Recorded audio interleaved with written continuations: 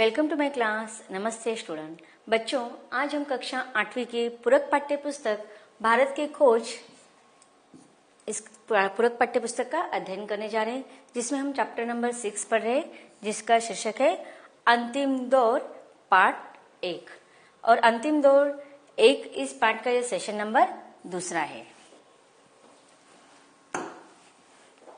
लेखक पंडित जवाहरलाल नेहरू इन्होंने इस पाठ के अगले परिच्छेदों को एक नया शीर्षक दिया है, जिसका शीर्षक है भारत में ब्रिटिश शासन के अंतर्विरोध, अर्थात राम मोहन रॉय, बंगाल में अंग्रेजी शिक्षा और समाचार पत्र। अब देखिए, भारत में ब्रिटिश शासन के अंतर्विरोध हमने देखे थे इसके पहले परिच्छेदों में कि किस प्रकार से ब्रिटिश शासन ने धीरे धीरे अपने वर्चस्व भारत पर स्थापित कर दिया था।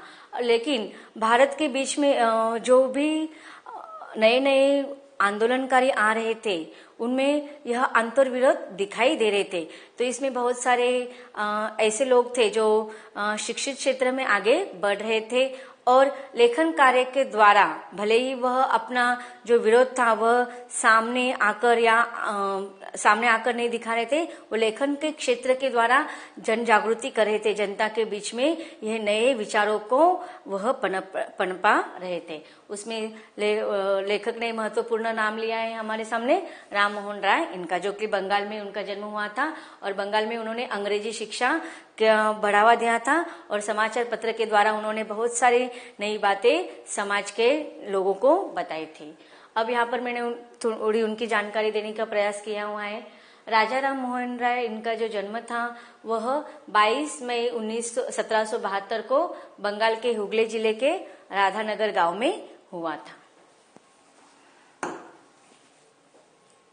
व्यक्तिगत रूप से अंग्रेजों ने, जिनमें शिक्षाविद, प्राच्य विद्या विशारद, पत्रकार, मिशनरी और कुछ अन्य लोग थे, पाश्चात्य संस्कृति के भारत लाने में महत्वपूर्ण कार्य किया। अब देखिए, जो 2-3 वर्ग अलग अलग हो गए थे। जब ब्रिटिश अपना वर्चस्व स्थापित करना चाह रहे थे, व्यापारिक दृष्टि से में आए थे, लेकिन अपने साथ उन्होंने बहुत सारी नई चीजों को भारत में स्थापित करने का प्रयास किया था। अब बहुत सारे लोग इन नई चीजों को सीखने के लिए उत्सुक थे, तो बहुत सारे लोग इसका विरोध कर लेते। व्यक्तिगत रूप से अंग्रेजों ने भारत में शिक्षाविद, प्राच्य विद्या विशारद, पत्रकार, मिशनरी और कुछ अन्य लोग थे जो पाश्चात्य संस्कृति को भारत में लाने के लिए महत्वपूर्ण कार्य के रूप में कार्य कर रहे थे। अंग्रेजी चिंतन और साहित्य और राजनीतिक परंपरा से भारत को परिचित कराने का श्रेय उन योग्य और उत्साही अंग्रेजों को ही है, जिन्होंने अपने चारों ओर उत्साही भारतीय विद्यार्थियों को इकट्ठा कर लिया था। अब देखिए, लेखक कहते हैं कि भले ही अगर हम देखा जाए कि हर सिक्के के 2 बाजू होते हैं, उसी प्रकार अंग्रेजों ने भले ही भारत के नागरिकों पर अत्याचार किया था, लेकिन उन्होंने भारत के विकास के लिए चारों ओर से प्रयास किए थे। अब कौन कौन से क्षेत्र में वे विकास चाहते थे? अब अंग्रेजी एक तरफ भारत पर वर्चस्व स्थापित करना चाहते थे, लेकिन दूसरी तरफ वो भारत का अनेक क्षेत्रों में विकास चाहते थे, जैसे कि चिंतन, साहित्य के क्षेत्र में, राजनीतिक क्षेत्र में। जो परंपरा भारत से पुरानी परंपरा थी, उससे वह नए परंपरा में परिवर्तन करना चाहते थे। राजनीतिक परंपरा से भारत को परिचित कराने का श्रेय उन योग्य और उत्साही अंग्रेजों को ही है, जिन्होंने अपने चारों ओर उत्साही भारतीय विद्यार्थियों को इकट्ठा कर लिया था। अब अंग्रेजों ने क्या किया था, जब उनको अपने नए स्थान पर अपना वर्चस्व स्थापित करना है, तो वहां के ही कुछ गिने चुने जो सुशिक्षित नौजवान थे, विद्यार्थी थे, ऐसे लोगों को इकट्ठा किया। भले ही उन्होंने किसी प्रकार से लालच देकर या किसी बड़े बड़े नौकरियों का पद देकर उनको इकट्ठा किया था, लेकिन उन्होंने अपने फायदे का बारे में सोचा था, लेकिन उसमें कहीं ना कहीं भारत का भी विकास हो रहा था। शिक्षा के प्रसार को नापसंद करने के बावजूद खुद ब्रिटिश सरकार को परिस्थितियों से मजबूर होकर अपनी बढ़ती हुई व्यवस्था के लिए क्लर्कों को प्रशिक्षित करके तैयार करने का प्रबंध करना पड़ा। अब देखिए, उस समय जो भारतीय विद्वान थे, ज्ञानी लोग थे, वह भारत के नौजवानों पर शिक्षा का प्रसार करने का जोर दे रहे थे कि वह शिक्षित भारत साक्षर भारत की ओर उनका दिलचस्पी दिखाई दे रहे थे। लेकिन उस समय अंग्रेज सरकार को लग रहा था कि जितने लोग सुशिक्षित हो जाएंगे उसे क्या हो जाएंगे, उनके ही साम्राज्यों को वह नुकसान पहुंचा सकते हैं। इसलिए शिक्षा के प्रसार को नापसंद करने के बावजूद भी खुद ब्रिटिश सरकार को परिस्थितियों से मजबूर होकर अपनी बढ़ती हुई व्यवस्था के लिए, अब देखो भले ही वह एक तरफ चाहते थे कि भारत की जनता जो थी वह अनपढ़ रहे, साक्षर न हो, क्योंकि जैसे वो साक्षर होंगे उनके ब्रिटिश सरकार को उनका नुकसान हो सकता था। इसलिए उन्होंने परिस्थितियों से मजबूर होकर, क्योंकि अगर उनकी ब्रिटिश सरकार की जो व्यवस्था है उनको अगर विकसित करना है तो उसके लिए लोगों की जरूरत पड़ेगी काम करने के लिए। तो ऐसे व्यवस्था को बढ़ाने के लिए क्लर्कों को प्रशिक्षित करके तैयार करने का प्रबंध करना पड़ा। तो जो लोग उनके पास, जो भारत के ही लोग थे, वो क्लर्क के रूप में या अन्य किसी रूप में कार्य कर रहे थे, तो आधुनिक शिक्षण पद्धति का अपनाने के लिए उनको प्रशिक्षण, ट्रेनिंग देना बहुत जरूरी थी। और इस प्रकार उन्होंने क्लर्कों को प्रशिक्षित करने का प्रबंध किया। इसलिए धीरे धीरे शिक्षा का प्रसार होने लगा। अब देखो भले ही वह चाह रहे थे कि शिक्षा का प्रसार भारत में अधिक न हो, लेकिन उनके ही ब्रिटिश सरकार को अगर अपना व्यवस्था भारत में टिकानी थी तो उनको शिक्षा का प्रसार करना अनिवार्य हो गया था। इस प्रकार शिक्षा का प्रसार धीरे धीरे भारत में बढ़ने लगा। यह शिक्षा समिति भी थी और गलत ढंग सीमित, यह शिक्षा जो थी वह सीमित ढंग की थी और गलत ढंग की भी थी। फिर भी उसने नए और सक्रिय विचारों की दिशा में दिमाग की खिड़कियां और दरवाजे खोल दिए। अब देखो ये जो भारत में उन्होंने शिक्षा का प्रसार किया था अंग्रेज सरकार ने, वह उनके फायदे के लिए किया था। तो उनके फायदे के लिए जितना जरूरी था उतना ही वह शिक्षा देने का प्रयास कर रहे थे। इसलिए वह शिक्षा का जो प्रारूप था वह सीमित था और गलत ढंग का भी था। फिर भी उसने नए और सक्रिय विचारों की दिशा में दिमाग की खिड़कियां और दरवाजे खोल दिए। लेकिन भारत के जो विद्वान थे, जो बड़े बड़े ज्ञानी लोग थे, उन्होंने क्या किया, ऐसे शिक्षा का फायदा उठाया और उसमें नए और सक्रिय विचारों की दिशा दिमाग में, अर्थात वो भी बुद्धिशाली होने लगे। धीरे धीरे परिवर्तन होने लगा और आधुनिक चेतना का प्रसार हुआ। और इस प्रकार जैसे ही शिक्षा का प्रसार भारत में होने लगा तो यह परिवर्तन पूरे समाज के लिए, पूरे देश के लिए ही अच्छा साबित हुआ और आधुनिक चेतना का प्रसार भारत में होने लगा।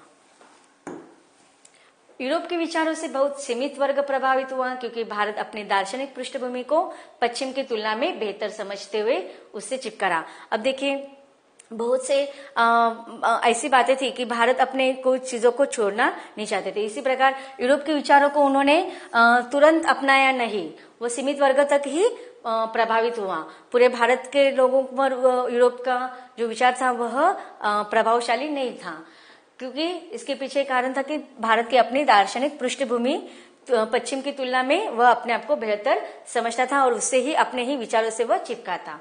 पश्चिम का वास्तविक आघात और प्रभाव तो जीवन के व्यावहारिक पक्ष पर हुआ। नई तकनीक, रेलगाड़ी, छापखाना, दूसरी मशीनें, युद्ध के आधुनिक कारगर तरीके, यह सब ऐसी बातें थी जिनकी उपेक्षा नहीं की जा सकती। अब देखिए जिस प्रकार से ब्रिटिश सरकार ने भारत में बदलाव लाया था, उससे भारत को ही फायदा हो रहा था, भारत का ही विकास हो रहा था। और यह बातें हम उसको ठुकरा नहीं सकते कि देखो जैसे ही वो सारा प्रभाव आने लगा, पाश्चात्यकरण होने लगा, तो नए नए तकनीकें भारत में आने लगी, रेलगाड़ी की व्यवस्था शुरू हो गई, छापखाने शुरू हो गए थे, नए नए मशीनें की विकास होने लगा था, युद्ध के क्षेत्र में कारगर तरीके, नए नए आधुनिक टेक्नोलॉजी आने लगी थी। और इस प्रकार इन सारे वैज्ञानिक या आधुनिकीकरण को हम कभी भी उसका उपेक्षा नहीं कर सकते थे।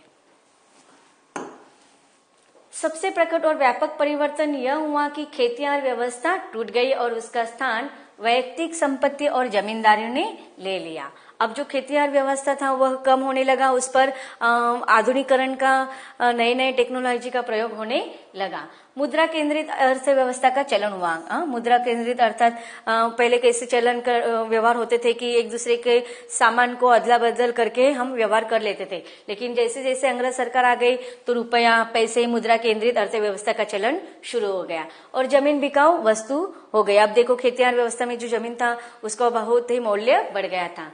देश के किसी और बड़े हिस्से की अपेक्षा बंगाल में बहुत पहले इन परिवर्तनों को देखा और अनुभव किया। अब देखो भारत के हर हिस्से में अलग अलग स्थान पर अलग अलग परिवर्तन हो रहे थे। कोई दिशा में वो परिवर्तन जल्दी से अपनाया जाता था तो कोई स्थान पर वो परिवर्तन जल्दी से अपनाया नहीं जाता। तो इस सबका प्रभाव बंगाल सबसे पहले बंगाल में हुआ, क्योंकि बंगाल में ब्रिटिश शासन 50 वर्ष पहले से ही स्थापित हो चुका था।